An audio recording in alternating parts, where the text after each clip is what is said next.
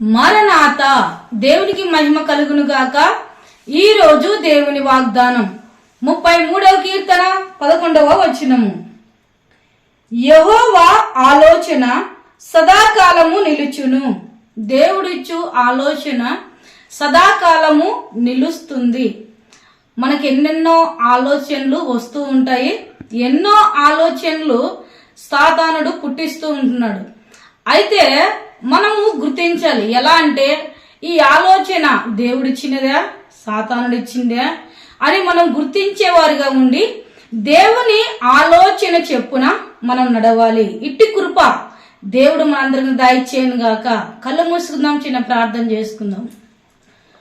మహోన్నతుడా, కృప కలిగిన దేవా, సర్వోన్నతుడా, సర్వ సృష్టికర్తవైన యేసయ్యా నీకు స్తోత్రం.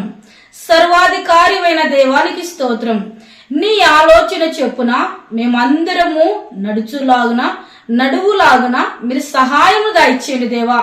అయామర్ నా దేవా, ఈ లోకములో, ఈ పాప లోకములో, శాప లోకములో, గత్ర లోకములో, సమస్యల లోకములో, ఇబ్బందుల లోకములో దేవా ఎన్నో ఆలోచనలు దేవా సాతానుడు కలిగిస్తున్నప్పటికీ అయామర్ నా తండ్రి మమ్మల్ని మీరు జ్ఞాపకం చేసుకొని సాతాను యొక్క ఆలోచనల నుండి విడుదలను అనుగ్రహించి చక్కగా నీ ఆలోచన చెప్పున మేము నడువులాగున మీరే సహాయం దయచేసి మహిమ పొందండి.